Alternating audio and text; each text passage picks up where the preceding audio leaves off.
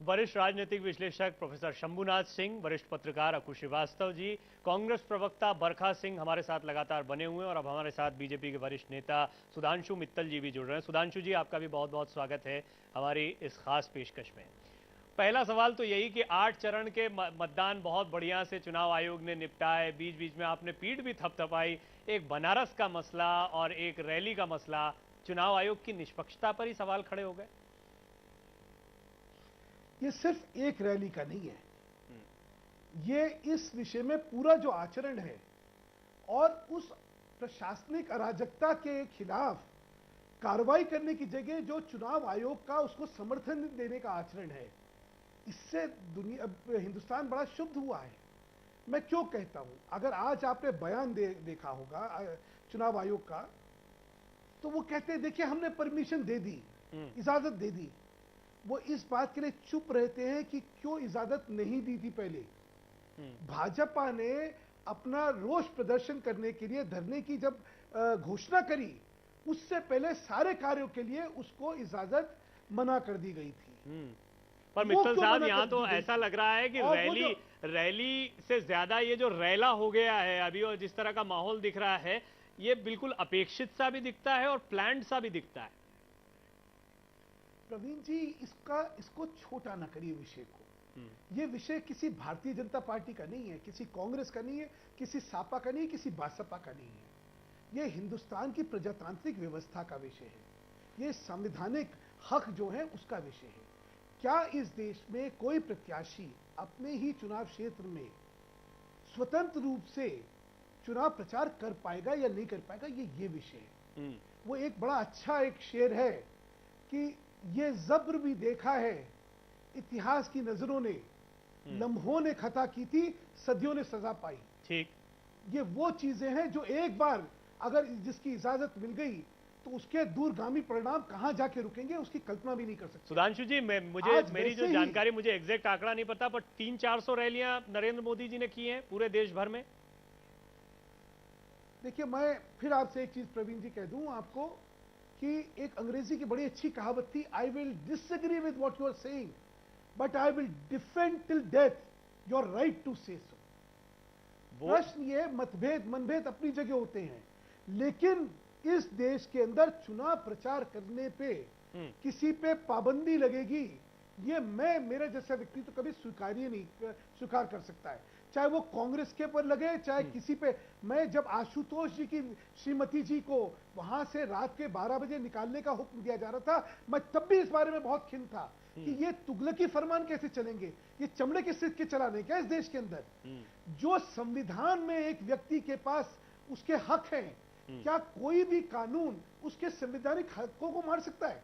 इस देश में हर आदमी को यह स्वतंत्रता है कि वो देश में कहां जाके रहेगा। क्या ये चुनाव के नाम पे आप उससे कह सकते हैं कि आप जिले से बाहर निकल जाइए? तो वेल सेड। नहीं सुधांशु जी, वाकई आप एक पार्टी के जिम्मेदार नेता भी हैं और आप जो कह रहे हैं वो आपका कर्तव्य भी बनता है। मेरे साथ 2 और मेहमान ऐसे हैं, क्योंकि बरखा सिंह जी अपनी बात रख चुकी हैं, कांग्रेस का पक्ष हमें पता है कि क्या आ रहा है, आपने जो बात रखी वो भी हम देख रहे हैं कि बीजेपी का क्या रुख है। प्रोफेसर शंभुनाथ सिंह जी जो देश के जाने माने राजनीतिक विश्लेषक हैं, शंभुनाथ जी, क्या इलेक्शन कमीशन पर निशाना करना या हमला बोलना किसी तरह से भी कोई फायदा पहुंचाता है बीजेपी को? निश्चित तौर पे फायदा पहुंचाता है। कैसे? देखिए, मुझे एक वाकया ध्यान है, बहुत पहले की बात है। उस समय लालू चीफ मिनिस्टर हुआ करते थे बिहार के, टी एन शेषन मुख्य चुनाव आयुक्त थे। उन्होंने थोड़ा सा सख्ती किया बिहार में चुनाव की प्रक्रिया को लेकर के। लालू कमजोर स्थिति में थे पॉलिटिकली उस समय, लेकिन टी एन शेषन से मुकाबला, मतलब उन्होंने उसको इशू बना दिया, टी एन शेषन की सख्ती को उन्होंने इशू बनाया और एक तरह की सहानुभूति उन्होंने अपने लिए अर्जित किया और उसमें वो सफल हुए, चुनाव जीत गए।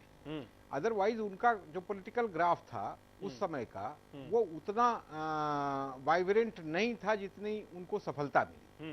तो मुझे लगता है कि अगर मोदी जी की रैली स्मूथली हो जाती तो रैलियां तो उन्होंने बहुत सारी की हैं, वहाँ बनारस में पहले भी किए हैं, फिर कर लेते, आगे भी कर लेते, तो उससे उतना बड़ा इशू नहीं बनता। रैली न कर पाने से जितना बड़ा इशू बना है, और भारतीय जनता पार्टी, तो आप ये कह रहे हैं कि रैली करने से ज्यादा ये जो माहौल बना ये बनना बीजेपी का मकसद था। मैं तो इसको बिल्कुल, सुधांशु जी तो इसको संवैधानिक लोकतांत्रिक एक बड़े सैद्धांतिक फ्रेमवर्क में देख रहे हैं, हम उसको बहुत प्रैग्मेटिक। चलिए मित्तल साहब से इस पर बात, उनका कमेंट जी। प्रवीण जी, अगर तो शंभू जी एक राजनीतिक व्यक्ति की तरह बात कर रहे हैं तो चलिए मैं उनका जवाब देता, और एक चिंतक की तरह, राजनीतिक चिंतक की तरह जवाब अगर ये कह रहे हैं तो मुझे दुख हुआ। मुझे इनकी मानसिकता में न्याय संगत मानसिकता नहीं लगी कि ये जो उदाहरण देके ये जो बात कर रहे हैं, मुझे कहीं लगता है कि इनके पूर्वाग्रह ऐसे हैं जिनके बारे में मैं टिप्पणी नहीं करना चाहता। इतने बड़े विषय को किस हल्के स्तर पर ये उसकी चर्चा, अच्छा क्या प्रैग्मेटिज्म है भैया आपका? आप जो इतनी बड़ी बात कर रहे हैं शंभू जी, क्या प्रैग्मेटिज्म है? कोई नरेंद्र मोदी हार रहे हैं यहाँ पे क्या, जो आप उनकी तुलना कर रहे हैं लालू प्रसाद यादव से? क्या बात करें आप? आपको बोलने से पहले कुछ सोचना चाहिए। आपकी कोई विश्वसनीयता है नहीं है? इतने बड़े विषय को आप इतने बड़े विषय को किस हल्के रूप में लेके जा रहे हैं, और आप क्या मोटिव्स एट्रीब्यूट कर रहे हैं?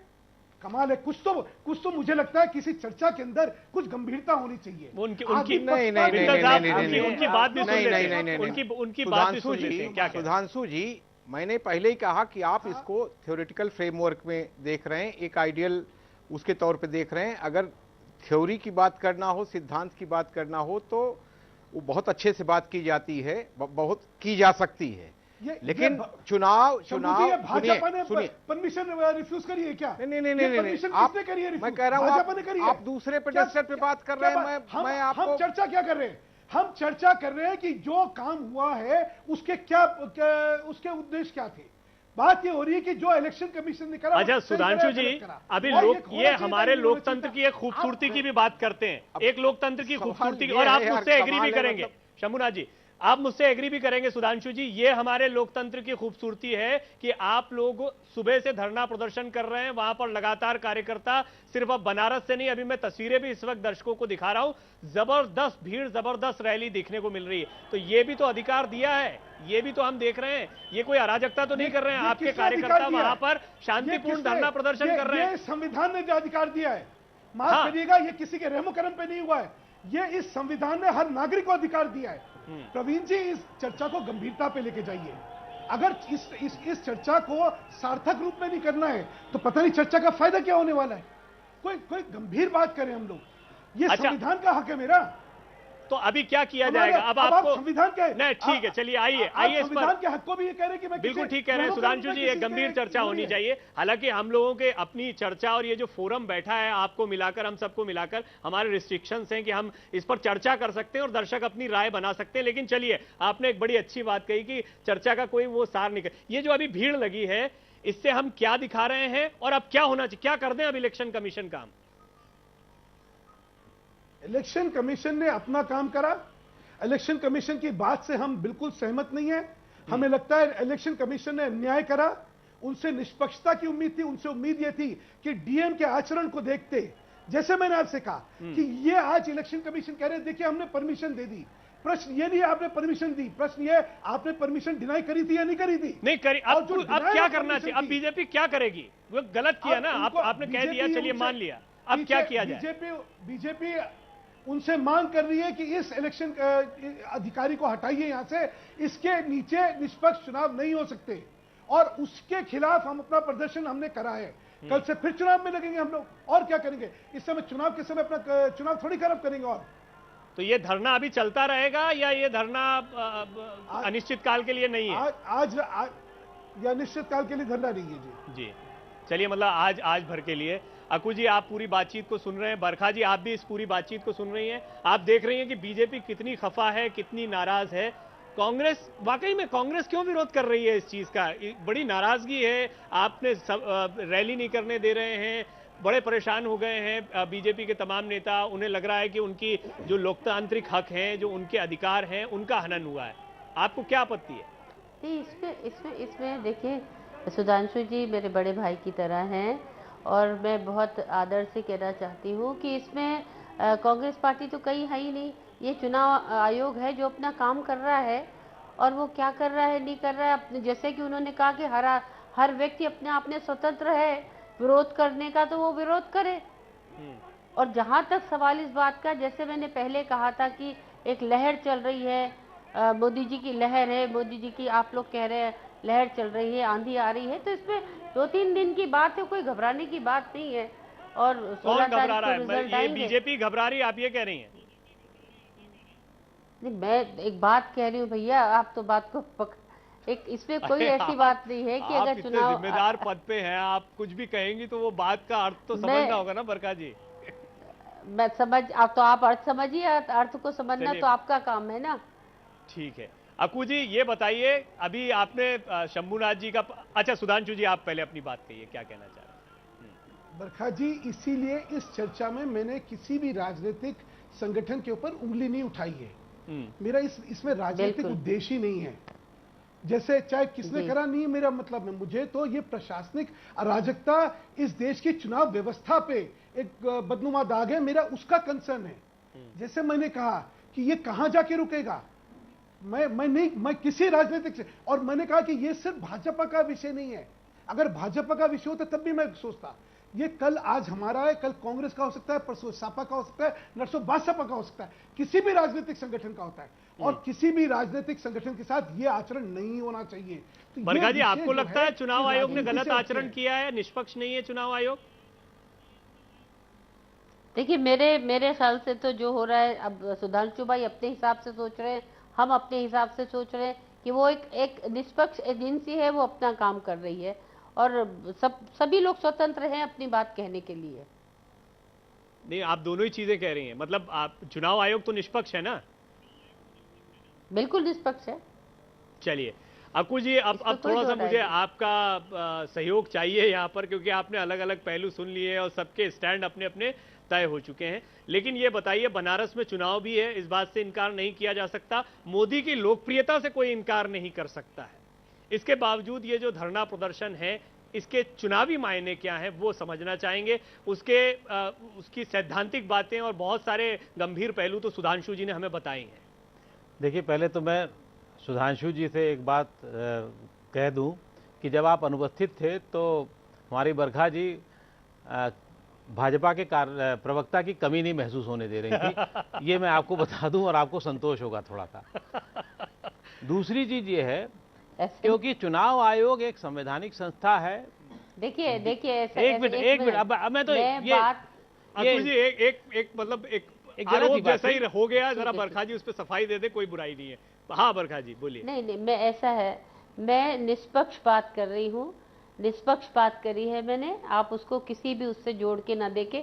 मेरे बारे में सब लोग जानते हैं कि मैं हमेशा निष्पक्ष बात करती हूँ, साफ बात करती हूँ। आप शालीन बात करती हैं, निष्पक्ष बात करती हैं। जी अक्कू जी, आप अपनी बात इसीलिए कहा ना कि उस फ्रेम की बात है। खैर, संवैधानिक संस्था की बात कर रहा था। चुनाव आयोग एक संवैधानिक संस्था है, डीएम उसका प्रतिनिधि है, उसको नहीं देना बीजेपी का मतलब जो चुनाव भाजपा ने जो इसकी अनुमति मांगी सभा की, उसकी अनुमति नहीं उन्होंने दी, उसके अपने अलग कारण हैं। एक मिनट, उसके अपने अलग कारण हैं और उस पर भाजपा की आपत्ति के अपने अलग कारण हैं और पूरे कारण हैं उसमें। भाजपा का कोई प्रत्याशी किसी भी जगह पर अगर होता, वो उसकी रैली करने की उसकी मांग अपनी जगह पूरी तरीके से जायज है, लेकिन ये डीएम के लिए भी है, क्योंकि डीएम को कानून व्यवस्था देखनी होती है, बाकी चीजें देखनी होती हैं। जो बेनियाबाग को जानता है, मैं भी उसको थोड़ा बहुत जानता हूं कि वहां 1 सवा लाख आदमी नहीं आ सकते। आप कैसे कह रहे हो, कैसे उसको एग्रीगेट कर रहे हो? 30-32 हजार से मैक्स टू मैक्स। सुधांशु जी के पास ज्यादा इस पर जानकारियां होंगी। जी सुधांशु जी बताइए। एक तो पहली बात यह कि सिर्फ एक रैली की इजाजत नहीं मिली, ये विषय ही नहीं है। 5 कार्यक्रम थे और 5 कार्यक्रम की इजाजत नहीं दी थी।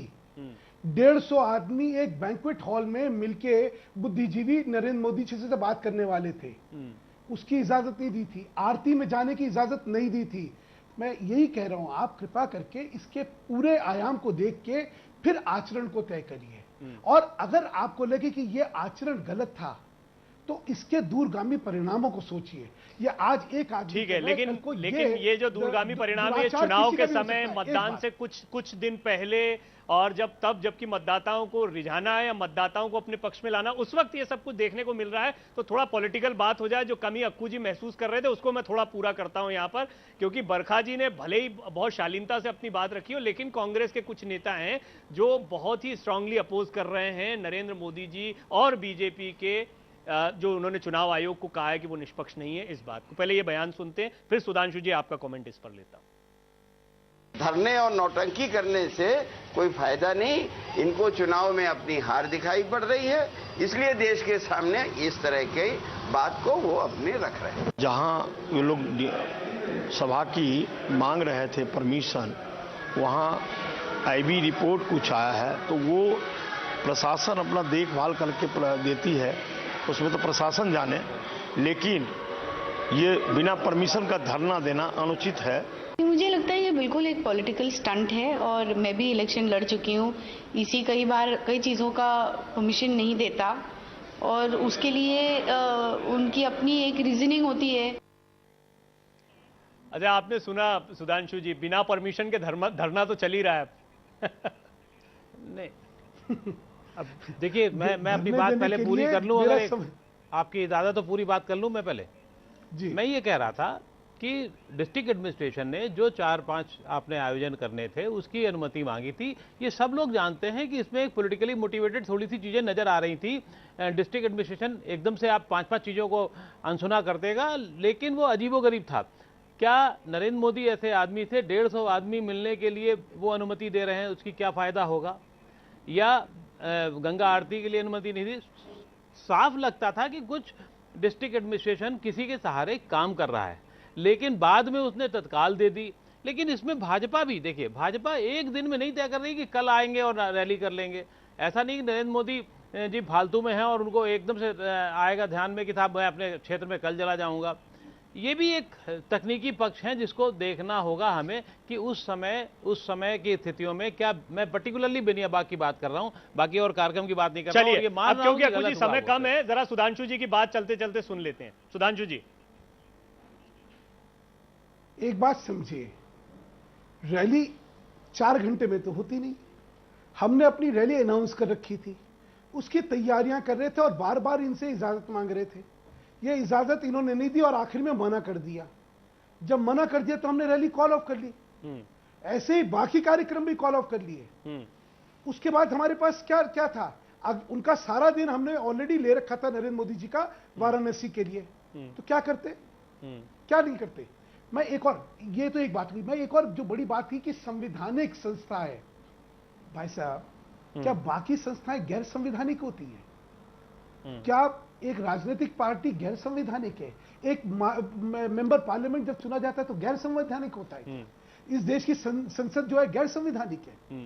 ये आर्टिफिशियल डिस्टिंक्शन है ना, कॉन्स्टिट्यूशनल। अच्छा, चलते चलते मुझे तो आप सुधांशु जी ये बताइए, क्योंकि देखिए आपका स्टैंड है, यहाँ आपत्ति है, हम चुनाव के अक्कू जी, एक चलते चलते ये जो भीड़ देखने को मिल रही है, जिस तरह का जो आचरण होता है राजनीतिक पार्टियों का और राजनेताओं का, वही आचरण चुनाव के बाद नहीं होता है। हाँ। ये ऐसा नहीं है कि हरदम एक आइडियल उसमें लोग रहते हैं, आइडियल बात करते हैं, ऐसा नहीं है।